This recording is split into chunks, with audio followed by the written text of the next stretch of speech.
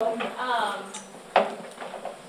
first of all, in the last, I think, about a week, there's something that is up in the U.S. Senate. You guys know what? Huh? This could be dangerous. What do the polls in the U.S. Senate have in common in the last week in the news? They don't believe that climate change is man-caused. No, they do. They do. Check this out.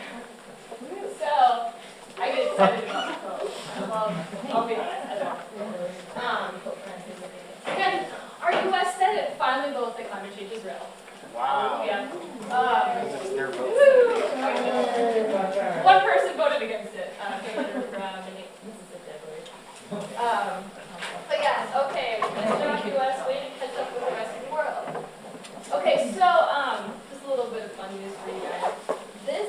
I was trying to figure out what to do for to be on stage right now, but I don't know how to click the computer otherwise. So I was trying to figure out what to do with the science of climate change for the next two classes. And as an instructor, and as an educator, I guess, and for a lot of different audiences, one of the things that I struggle with, and I kind of talked about this last time, is how do I communicate the science of climate change to a bunch of different audiences, like in a, like how do I hit the main points? What are the main points, first of all? And which points does my audience care about? How do I be thorough and get concise? You know, like for example, I taught environmental biology last semester, mostly freshmen in my class, no science majors, some ENVS majors, and that's where I told you guys last time, like only 30% of them were convinced that humans impacted climate change. The other percentages are kind of the same. So how do I get to them? How do I communicate with them what's important, what actually it means, a way that they can wrap their heads around it, and what's my take on message. And I'm still struggling with this, but I feel like this past semester was one of the best semesters I've had with getting feedback from the students on what they understood. And so what I'm going to show you now is just a quick version of some of the PowerPoint slides I used in that lecture. The PowerPoint slides that I got the most feedback on from those students. Some of them are repeats from information that Dr. Coop showed you last time. So Dr. Coop would do, so that lecture that Dr. Coop gave you is a lecture that he uses in his undergrad classes as well. It's kind of like an information like, you know, like why are there skeptics? Here's the information. So I take a different approach. I don't talk about skepticism at all, because I know that probably at least 50% of my class are skeptics, you know? So what I do is I try to be like, here's the information. What do you guys think? So I'm just going to run through some of that information, and I would love your guys' feedback and what you think about this. And trying to tease apart the science of climate change. So one of the first things I hit is weather versus climate. And you know what, I should back up and preface this with, some of this information you guys are going to probably grab. Some information from Coop, some information from the reading that you did, information from up here. You guys are going to have to convey that sort of information at the end of the semester, and we're going to talk about that in the syllabus. But you're going to have the opportunity to convey this stuff to the public. So just so you know, that's why I want to give you guys some of this information. I do it, whether it's right or not wrong, I'm not sure. So one of the things that I find with a lot of my students, they don't know the difference between weather and climate. So you guys, what's the difference between weather and climate? Weather is like day-to-day, and climate is over a longer span of time. You got it. So weather is hours or days. Okay. Climate behaves in the atmosphere usually over a span of about 30 years.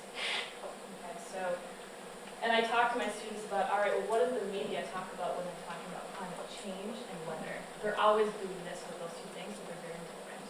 Okay, so weather versus climate. I talk about the carbon cycle itself. Where are the carbon sinks? How is the carbon released to the atmosphere? Coop kind of went through this. Dr. Coop went through this. So I use a diagram and talk through it with students. You may find something else works better.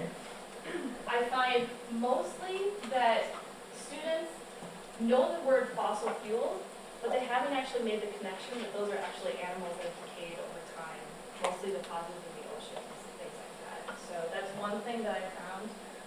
Another thing is that students don't realize that they breathe out carbon dioxide and breathe in oxygen. Plants kind of do the opposite.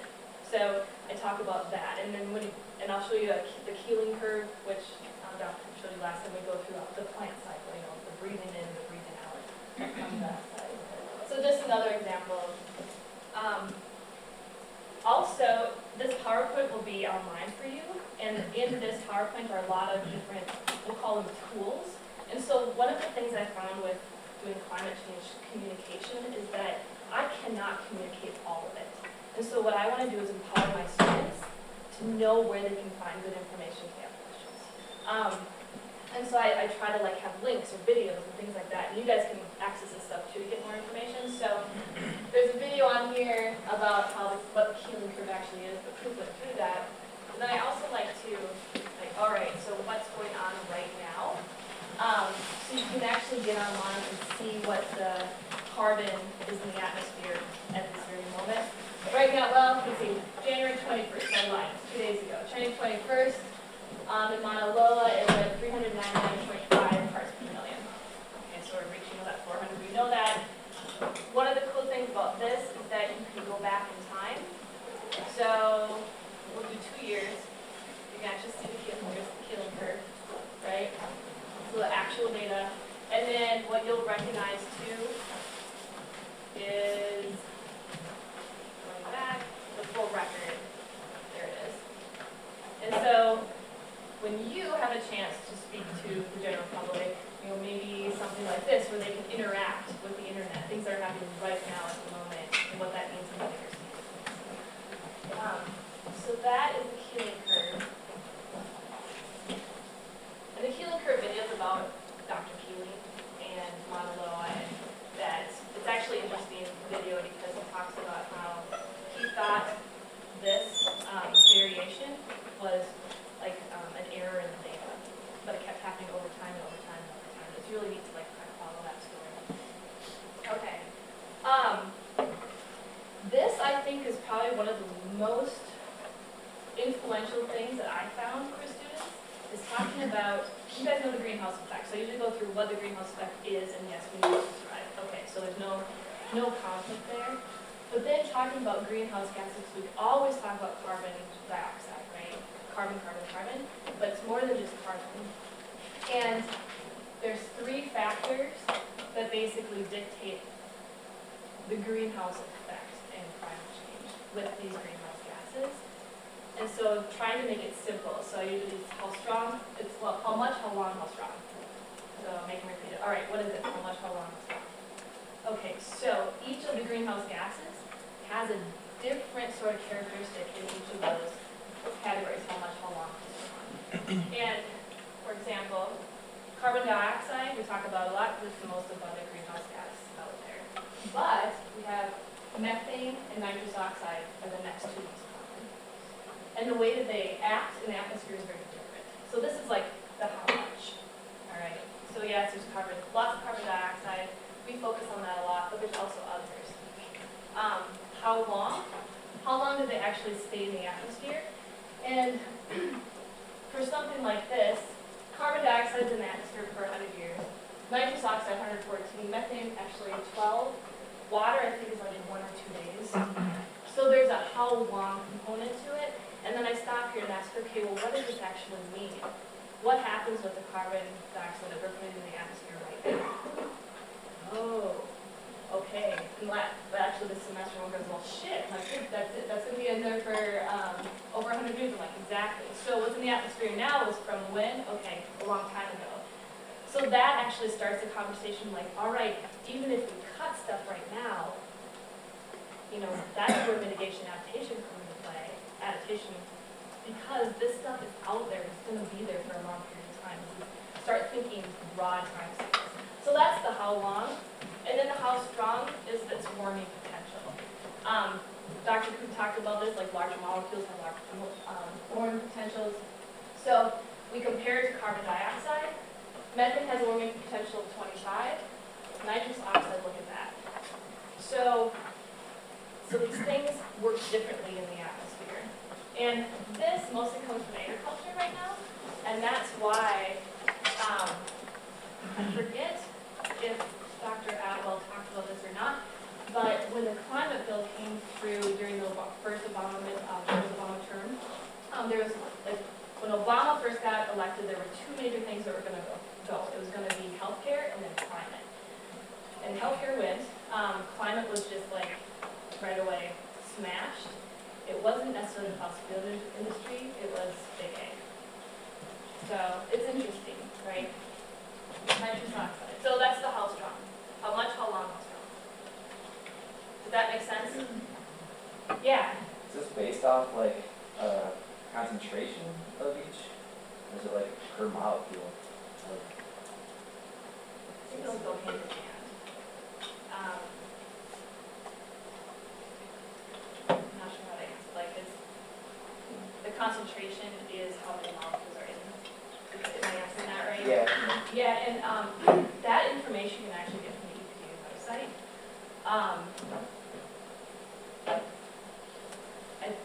I'm going to answer, I believe it's based on its actual molecule size, but you know, the concentration is how much. Does that make sense? And the molecule itself has each different type of gas has a different warming potential. I'm not sure if I answered that correctly, but Yeah. okay. Any other comments on that? I have another question about the lifetime. Does that relate to just like the average amount of time before a molecule is taken up by a sink? I think it's that. It's the average amount of time it's naturally in the atmosphere. So I'm sure that it's taken up by a sink, maybe one thing. Changed in form is another thing. Like that molecule itself. I actually have to look up what that means. And it's average. So it's just average. Yeah. And you know, so that's something else too, like for at least for my freshman class, like some of them would ask questions beyond, but most of them are like, I mean, this information is brand new to them. And so just to sit with that information is enough, at least I find, because I don't want to overwhelm. But yeah, so thinking about the communication, you know, and then the other thing, and that's why I say I want to empower them, so I didn't have it on this slide, but I usually have links to, you can find more information about this here.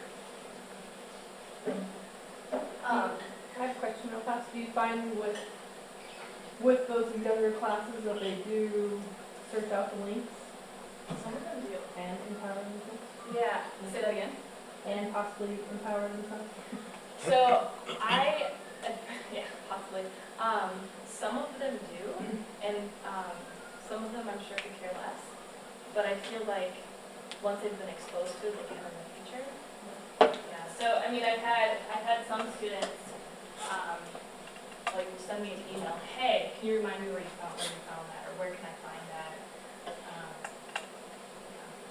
Both. Okay, so then I usually move into, and we're going to move into impacts next class. But then I try to bring in, okay, well, what does it actually look like worldwide? What's our role? Where do humans sit? Where does the U.S. sit in this like climate crisis? I don't remember what crisis, but so I show something like this. All right, well, where are you? Where are you compared to the rest of the world? And then that starts a conversation. And there's all sorts of figures you can use for stuff like that. Or something like this. This is U.S. greenhouse emissions over time. And then getting people to think about, okay, so we know that there's greenhouse gases going to the atmosphere. We know about the fossil fuel industry because we all hear about that. Well, where is this stuff actually coming from by source? So this is all on the EPA website as well. So where is the carbon coming from? I think this is a graph from I think 2010, so maybe slightly updated. So those percentages might change a little bit. Where is methane coming from? So we still have some of the fossil fuel industry especially with fracking natural gas. And coal. And then where's the nitrous oxide coming from? So we've got major agricultural things going on. That's mostly fertilizer in the soil. What's the term fermentation? I believe that's like, say that again? So it's like methane emission from cattle. Yeah, I think so. Yeah. Yeah, that is. Livestock doing things, eating and doing their thing. Yeah, so those are basically the sources of where these things are coming from. Another thing is to think about the sector, so it's a little bit different way of thinking about where the greenhouse emissions are coming from. And I like this because some people, well, especially, and I'm trying to find my audience, right? So especially in Colorado, we are a state that we have a lot of invested in like natural gas and coal. Okay, so fossil fuels, to target fossil fuels in the state, sometimes people might cringe back at that. So to just show some things like, okay, well, yes, the fossil fuel industry, but we've got all sorts of other things going on. Like you drive a car, okay, so you're using that fossil fuel. Like get them to think about, all right, well, where do you actually fit into this? Do you partake in any of this? All right, and the answer is yes. And then where, and down here, like what sector as well, that each type of gas is coming from. I forgot where this came from. If you guys want to use this in the future, I'll try to find it. I actually pulled it from Ryan's water plant. Any questions so far? This should not be any news to you guys, right? Just thinking about how to communicate. All right, so then, and we'll go through impacts, ecological impacts next class. We're going to kind of do like a science. Yeah. I have a question about the transportation fuels. Is that just like the emissions from like cars, planes, et cetera, or is it also like what is fueling, like what's going in, like oil and gas and? Yeah, so that is combustion of fossil fuels for use for transportation, gasoline, diesel, Okay. right? And I think that might also be air travel. So jet fuel combustion, Okay. domestic air travel. International is not, and this is something that we'll talk about in a couple of weeks, but international is not counted by anyone. Sad to say. Why? Who does it belong to? Other comments and questions about? Okay. So again, trying to get people to think about, all right, well, as a human being, do I partake in any of these things? At least that's the way, I'm trying to tell you the way that I try to do this with students. Okay, impact. So, you know, you can give the science, and I think the impacts are also important because that's happening right now. Like that was kind of the choice of things. Like, let's get some emotion. So the major impacts, there's a lot more impacts than this, but the try to be thorough and concise thing, I throw these up there because I feel like there's so much information out there for students to grab onto about this. So obviously the temperature's rising, precipitation's going to change, snowpack's going to change, rising sea level, and ocean acidification. And then there is so much information, well, in that guy, in a book about all of these, but also online you can find diagrams. And so this is just the change in precipitation over the past, I believe, decade. And again, there's a link down in the bottom that you can actually find this information. I also, when I'm working with students, I try to get them to see which websites are which websites you can trust and which ones maybe you need to think about. We go through a whole like what is science, what is scientific research, what can it cannot be considered academy. Is this where it's saying that there is 40% more precipitation in the gray area and 40% less? So basically, it's showing drought and actually, I think, oh, I had this wrong. I think it's a decade and it's actually projected, like the change. So it's gonna go back to using models from the past and then change forward, and I forget the dates. But yeah. Different seasons, so thinking about how this might change snowpack, and we start talking about like, okay, are you how many years skiers, also what is this actually? Loss of sea ice, there's all sorts of information about this too. You guys have seen things like this. Sea level rise is an interesting one, because I found that less of my students actually have been to the ocean or have lived in a place on the coast, this is hard to grasp for them. And so I picked Florida. The red is land that will be gone with a 2-meter rise in sea level, which at this point in time is, they believe is almost 100% possible, or will happen, I should say. So some of them have been in Florida Everglades, so I talked about the Florida Everglades. But another site that's really interesting is this site. If you click on the resources, this is updated. Actually, we can look at it. So sea level rise is not equal all around the world. I think that's one really important message for students. But you can see that it's rising in a lot of places and decreasing in some places. Okay, so in this website, for example, you can click on Louisiana, it's going to tell you the data, and where the data is found, and things like that.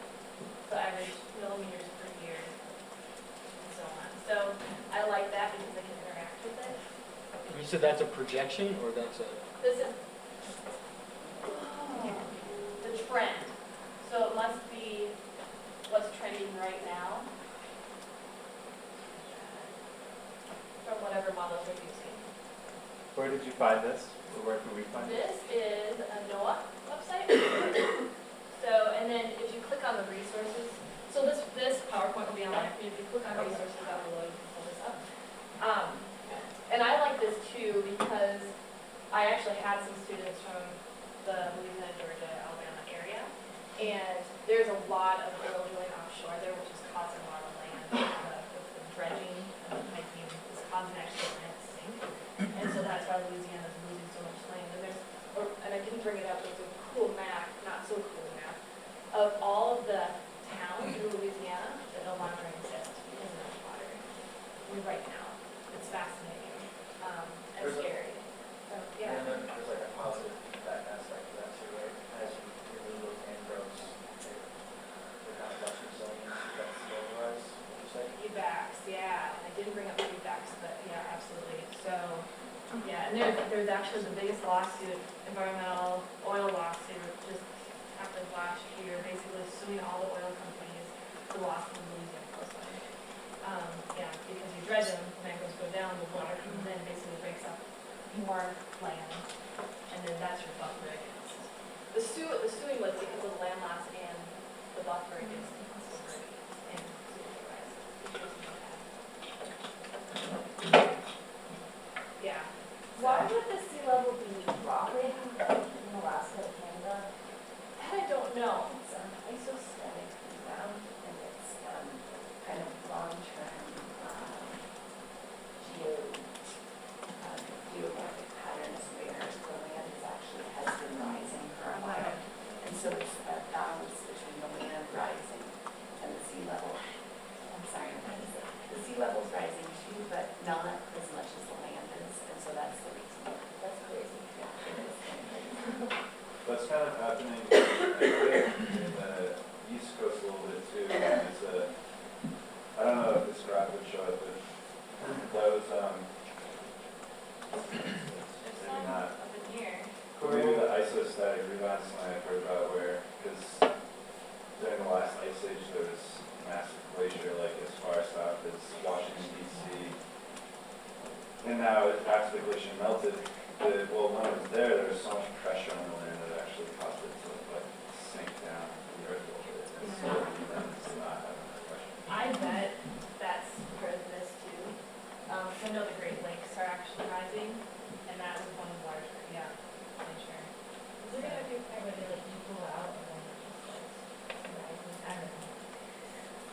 Like I'm sure it happens over a long time, Yeah. so it's different, but yeah, I suspect, and I'm sure you can find something online.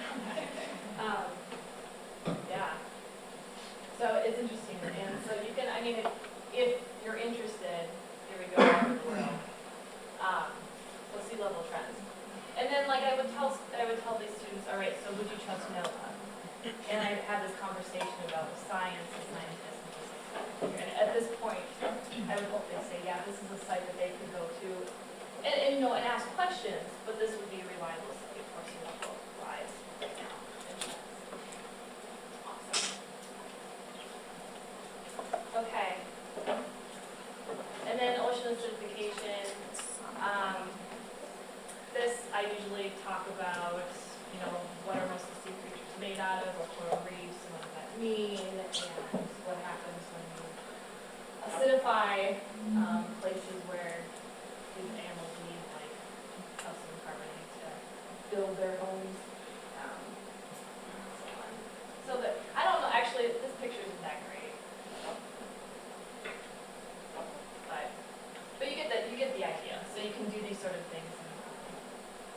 Depending on your audience. So I knew my students well at this point in time in the semester, which is not a luxury you guys will have when you're actually talking to them. But you will know a little bit about their Colorado and so forth. But what I found is that many of my students were really into human rights. And so I brought this up, which I think is interesting. So this is a World Bank list. Climate threats arising from climate change, so droughts, floods, storms, rising sea levels, agricultural issues. And I asked a little bit, okay, so if you look at all of these are the low-income countries and where they sit in each of those different threats. And then they're like, oh, crap. Okay, so the climate change impacts are affecting the lowest income people in the world.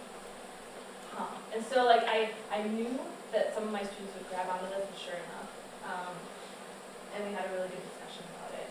Like, what does this mean? And one of the main things I wanted them to get out of it, and I had a girl in the back, like right away, was like, we can't even relate to these people. That's the problem. Like, you're right. You know, we're here, a lot of us are here, and we can't even relate to what's going on in these places. And she was focusing on this, the low-lying island states, that literally their entire island is really gone. So just trying to get people to wrap their head around the money. I had a lot of political science and economics folks in there too. So thinking about money and trying to mitigate, adapt to climate change and what's going to happen to these people. So I try to get something that I know the students are going to grab onto to wrap their head around. All right, this is real, and maybe I should be thinking about it another way. One way. This is another way that I think could work, and maybe it depends. So these are tipping points.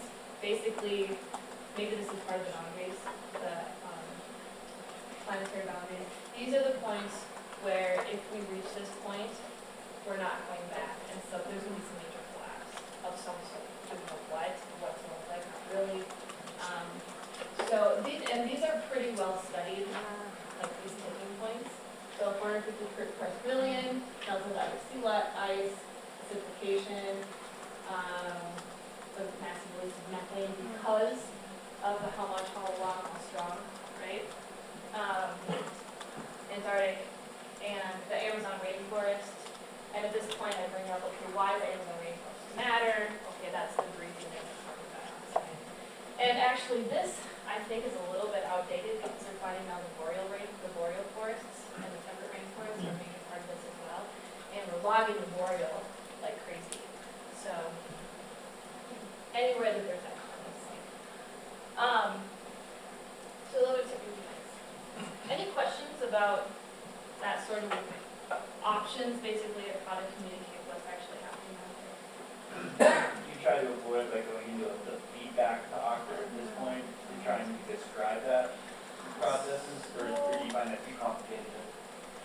So what I actually no, one thing I found, at least with freshmen, is that I think, maybe, I don't want to go on a tangent. A lot of instructors assume that you have to know without objection, don't, like, they'll tell you what they want to grab onto, and feedbacks actually they get, you know? There's a lot that, they're great. And so, if I get a question about feedbacks, then I'm like, all right, let's think about this. And they watch climate, or chasing ice at this point, so they have an idea of some feedbacks. So, like, the methane and permafrost is one that we can easily go into the feedback with that. Does that answer your question? Yeah. So, I mean, for me, if there's a question, I grab it and run with it, you know? Seems to work. Again, I'm testing all of this stuff, right? Like this is my personal copy of the doorstop. Because I feel like there's so much more I need to learn about climate change, learn more to communicate it better. But anyway, so this lecture is basically to talk about what I would call the working communication of the society, right? So this is a study that came out last year about how the public think the scientists, what the public thinks about the scientific agreement on climate change, right? Which obviously this is not exactly true. The percentages used all the time is 97% of scientists believe that climate change is human caused.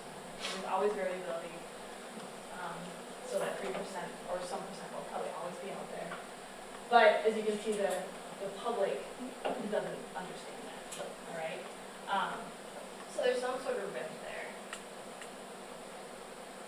And one thing that I think contributes to that rift is understanding why there's climate change uncertainty out there. And I assume a bunch of you are in the quantitative course, like all of you. Okay, have you guys talked about modeling? So this is a TED Talk we're going to watch quick about modeling and climate uncertainty, climate change uncertainty and variability. So, hit play, and maybe we can hit the lights too. I think it's really well done.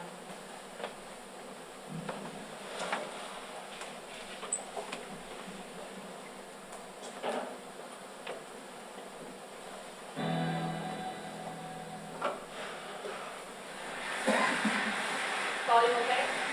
We live in a very complex environment. Complexity and dynamism and patterns are evident from satellite photographs, of videos. You can even see it outside your window. It's endlessly complex, but somehow familiar. But the patterns kind of repeat, but they never repeat exactly. It's a huge challenge to understand.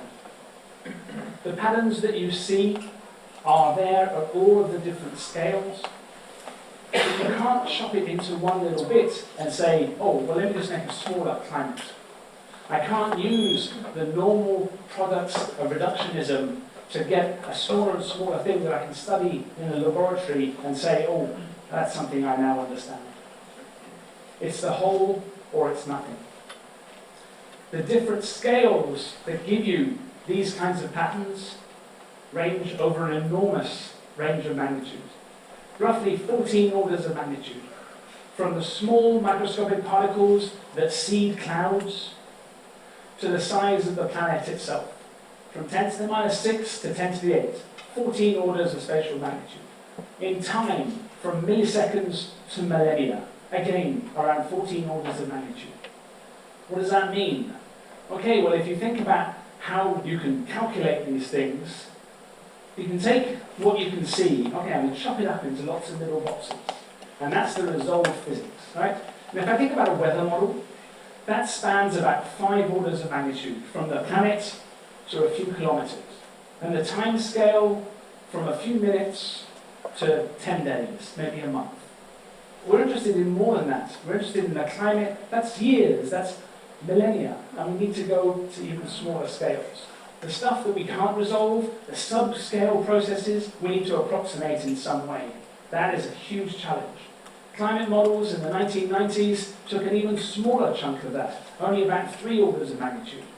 Climate models in the 2010s, kind of what we're working with now, 4 orders of magnitude. We have 14 to go, and we're increasing our capability of simulating those at about 1 extra order of magnitude every decade. 1 extra order of magnitude in space is 10,000 times more calculations. And we keep adding more things, more questions to these different models. So what does a climate model look like? This is an old climate model, admittedly.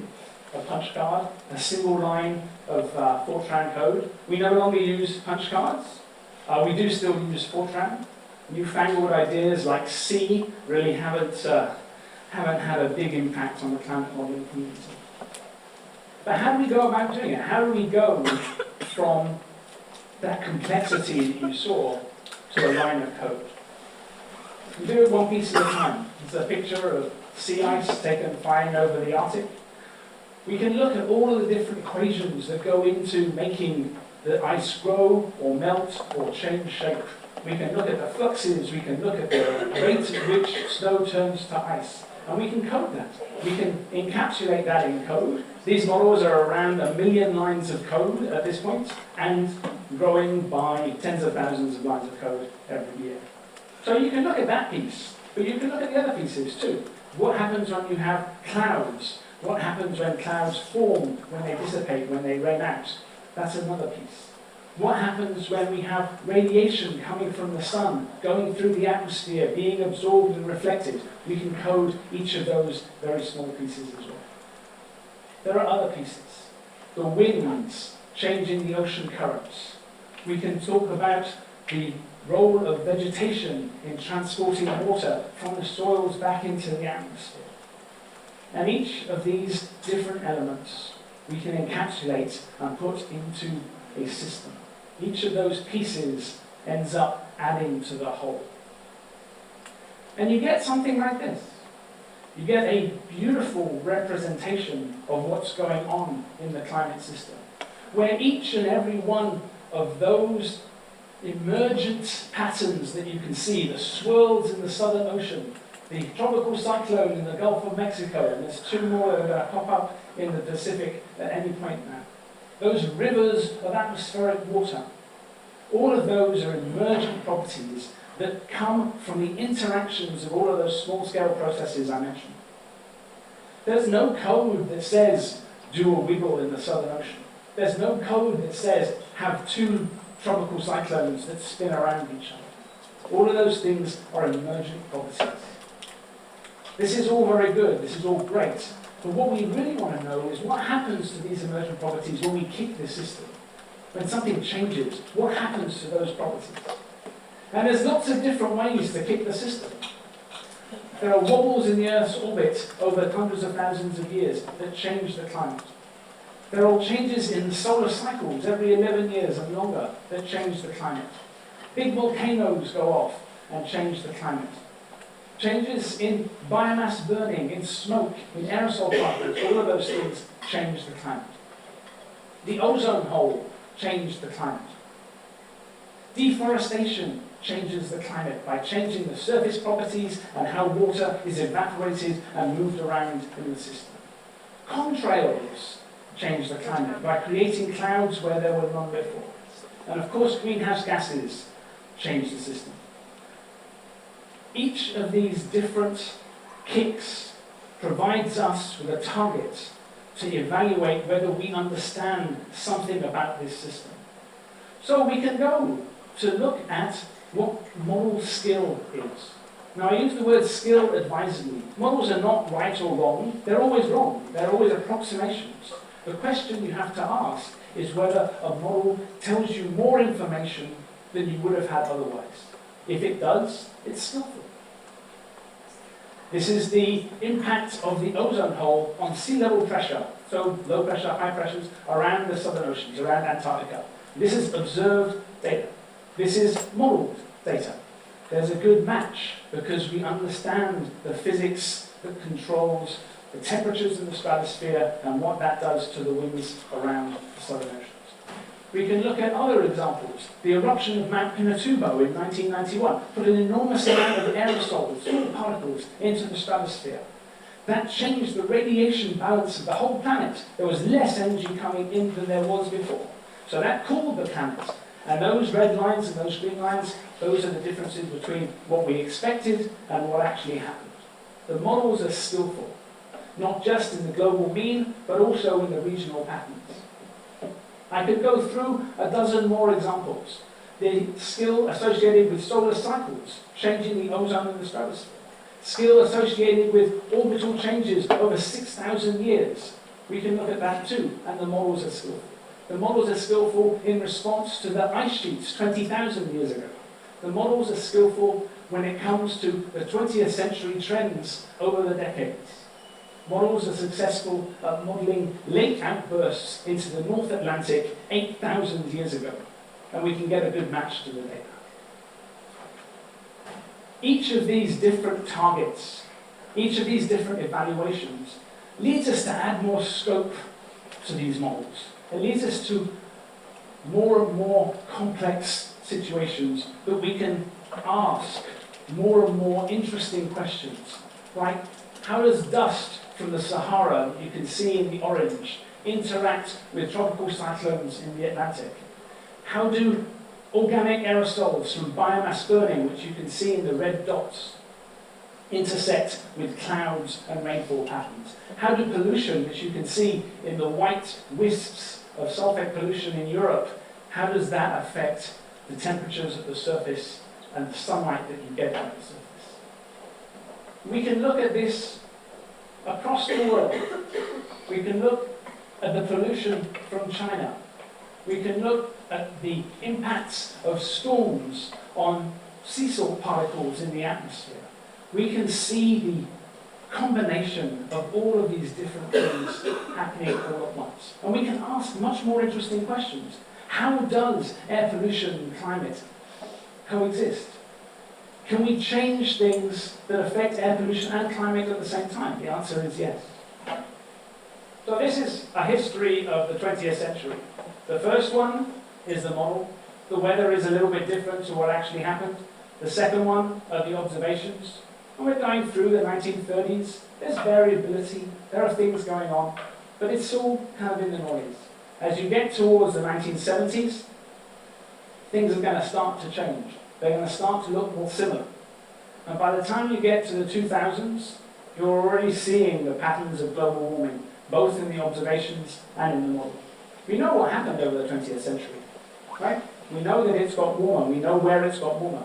And if you ask the models, why did that happen? And you say, okay, well, yes, basically it's because of the carbon dioxide we put into the atmosphere. We have a very good match up until the present day. But there's one key reason why we look at models, and that's because of this phrase here. Because if we had observations of the future, we obviously would trust them more than models. Right? But unfortunately, observations of the future are not available at this time. So when we go out into the future, there's a difference. The future is unknown, the future is uncertain, and there are choices. Here are the choices that we have. We can do some work to mitigate the emissions of carbon dioxide into the atmosphere. That's the top one. We can do more work to really bring it down so that by the end of the century, it's not much more than it is now. Or we can just leave it to fate and just continue on with a business as usual type of attitude. The differences between these choices can't be answered by looking at models. There's a great phrase that Sugar Brolin, who won the Nobel Prize for the chemistry that led to ozone depletion, when he was accepting his Nobel Prize, he asked this question: what is the use of having developed a science well enough to make predictions if, in the end, all we're willing to do is stand around and wait for them to come true? The models are skillful, but what we do with the information from those models is totally up to you. Thank you.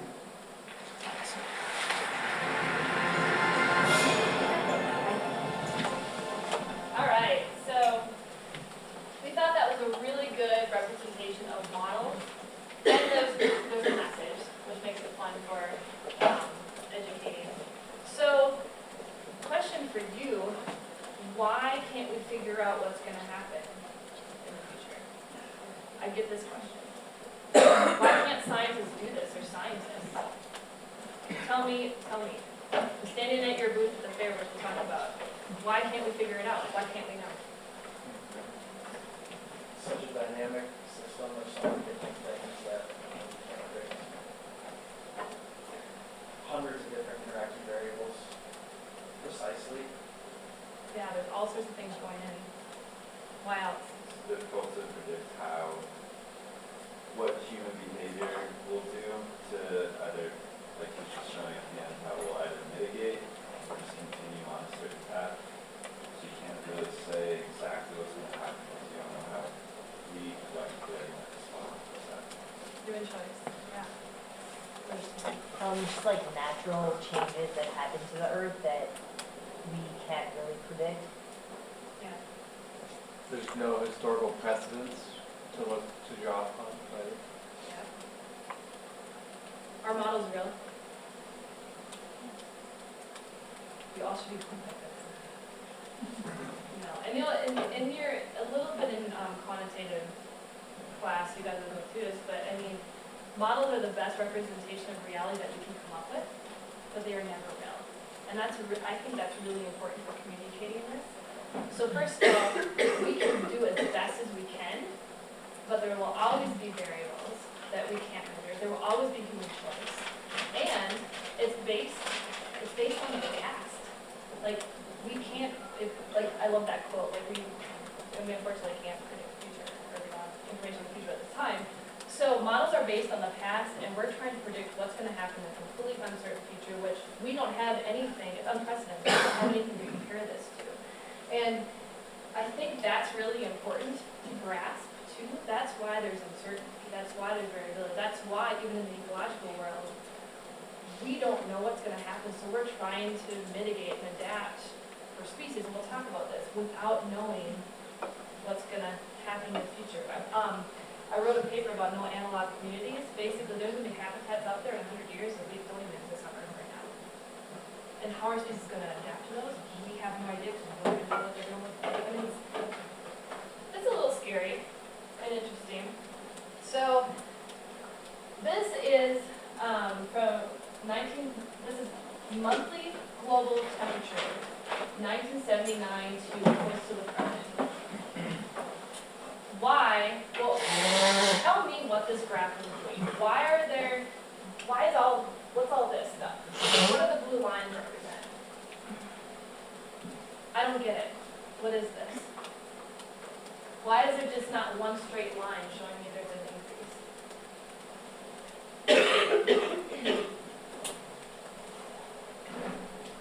The variance of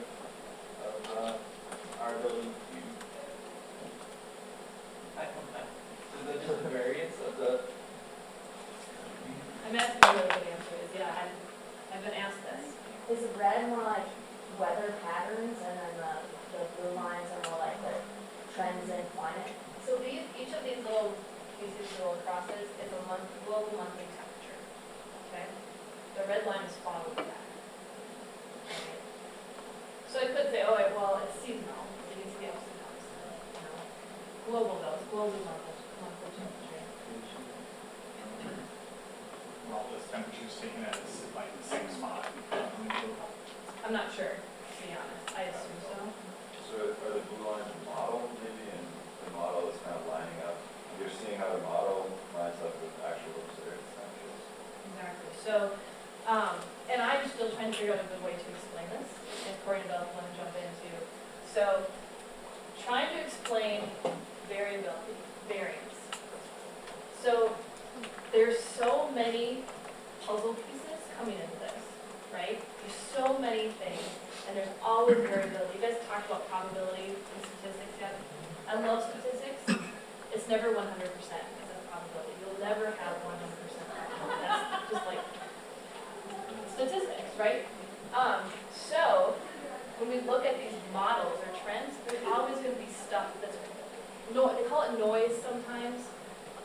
uncertainty. And so we try to fit models. We try to make best fit models that explain the data the best we can, right? So so this is probably 95% of the data fits within this, right? So we can say that we're 90% confident that temperature is rising, but there's always going to be temperatures that are outside, temperatures that are above. That's variability. And I'm still trying to figure out the best way to describe something like this to someone who's doesn't know statistics, doesn't know modeling. But this is what this is the impacts of climate and temperature. Like, this is the information that we have, and how do you convey that, you know? Here's another one. So, these are models. These are actually, this is from the policy report that you guys read. So what is all this? Here we are right here. Well, at least for this graph. What's that mess on the edge? The different ones, right? And so some would argue, well, temperature's not going to rise that much. I mean, the model's down here. Some would argue actually that much. And now you guys know why there's so much uncertainty in what we're trying to predict for temperature, or temperature modeling. Does this make sense? Okay.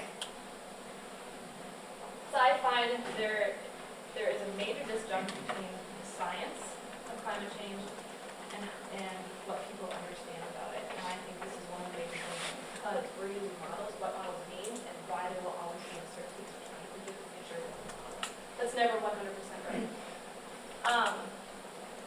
So we're going to break in just a second, but first, to shift over to what we'll be doing next.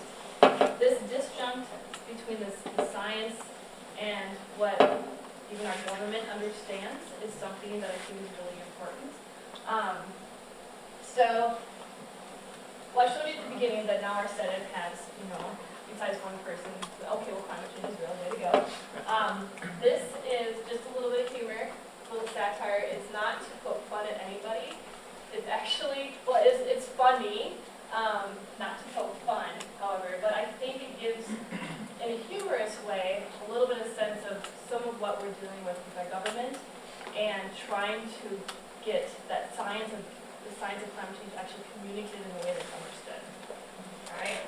You guys want to add anything before I shut? Okay. Oh. Let's see.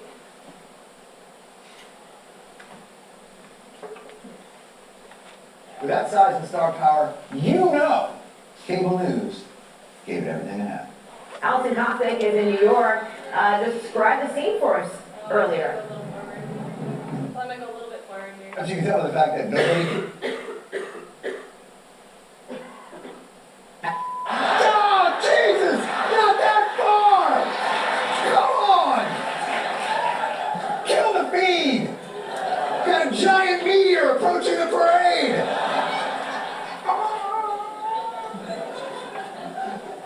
Yesterday's soup in his stash. All right, now you may be thinking, do we really need a march to raise awareness about global climate change? I mean, it's an accepted scientific phenomenon pretty much everywhere. Here's why you need a march. It's accepted pretty much everywhere, but there's one place called the United States House of Representatives Committee on Science, Space, and Technology. This is true.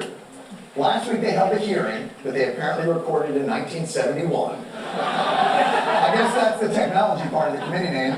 On President Obama's plan to shrink carbon emissions 30% by 2030. The hearing's Sisyphus, Presidential Science Advisor John Holdren, charged with the impossible task of pushing 1 million pounds of idiot up a mountain. Of course, like any avalanche, it began rather innocuously. Texas Republican Steve Stockton. The lead scientist at NASA said this. He said that what ended the ice age was global wobbling. Is the wobbling of the Earth included in any of your modelings? And the answer was no. When you have a model and you say we're going to leave out the most important impact of that model out of our theory and not talk about global wobbling, how can you make projections?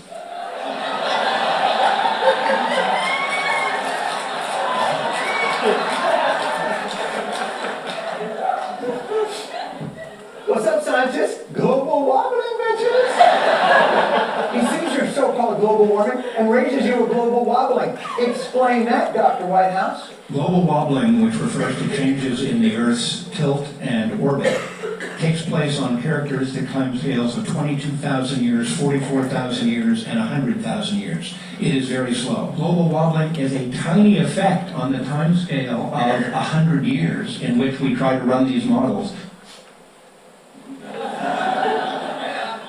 I didn't know we'd be talking to an actual scientist. All right, Holdren, you aced the wobble warming. Riddle me this. At what point a level of CO2 does CO2 become damaging? At what level does it become harmful to human beings? Boom! How can CO2 levels be dangerous when I can still breathe? Chairman Rohrabacher, I always enjoy my interactions with you.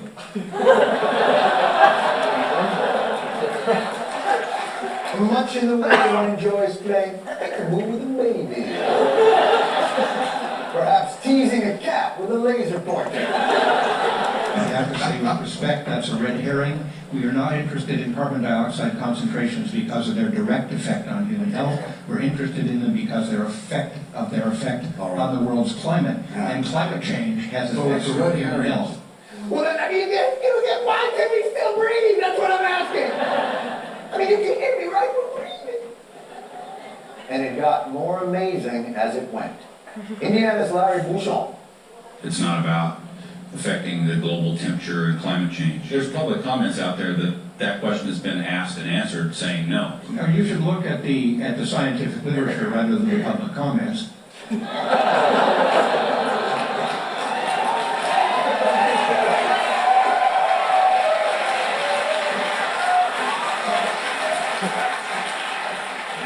With all due respect, Representative Bouchon, I suggest you get the Journal of Applied Meteorology and Climatology as opposed to the YouTube comment feed of Obama Lies 1776. But here's where Bouchon gives away the game. Have all the climatologists whose career depends on the climate changing to keep themselves publishing articles. Yes, I could read that, but I don't believe it. I do not believe the scientists because it is their profession, not their hobby. Well, since we're talking about the influence money might have on climate change opinion, it turns out Representative Bouchon's three biggest campaign donors are Murray Energy, Koch Enterprises, and Peabody Energy. And trust me, those three well-funded companies would love to disprove climate change to the satisfaction of the scientific community at large. So if scientists could be bought, these mother would have already made it rain in Nerdtown. Trust me. And again, I cannot stress this enough. This is the House of Representatives Committee on Science, Space, and Technology. How long will it take for the sea level to rise 2 feet? I mean, think about it. If your ice cube melts in your glass, it doesn't overflow. It's disgusting. I mean, this is the thing, some of the things that they're talking about mathematically and scientifically don't make sense. Are you kidding me? Are you kidding me? I don't even know what to do with that. How far back to the elementary school core curriculum do we have to go to get someone on the House Committee on Science, Space, and Technology caught up? Do we have to break out the paper mache and the baking soda so you can make Is that how basic the science class was when you went? I don't even know this anymore. I mean, for God's sakes. Look, here, look. Here's a glass of ice water. Hey, that ice isn't making the water overflow because it's already in the water. But imagine there's a whole bunch of other ice that's not in the water. It's on the land. You know, the part where the water isn't. And then when temperatures rise and the land ice melts enough to fall in,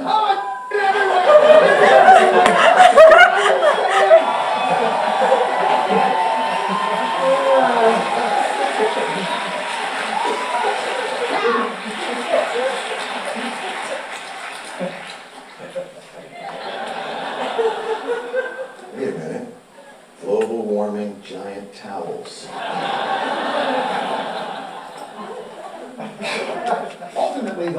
incredible and by all appearances willful misunderstanding of how the scientific method has been applied to climate change models and the effects of warming can be, pardon the pun, boiled down to this exchange.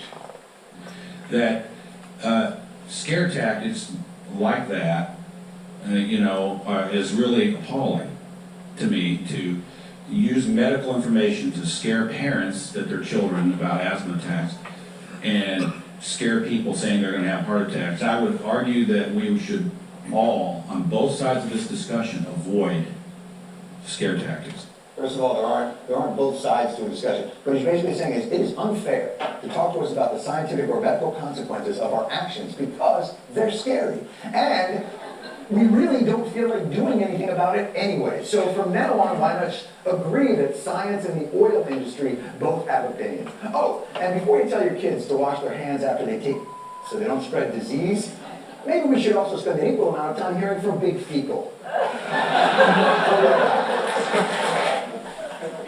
Okay, so that is, okay, so it kind of is a Pokemon, it's something people on the House committee. And I think this is in November, which is fairly recent.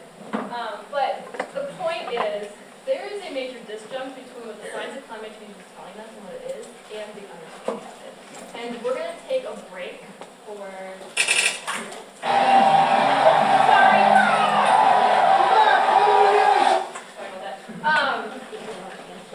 For 10 minutes, and when we come back, we're going to go through the syllabus, and then you guys are actually going to participate in a communicating science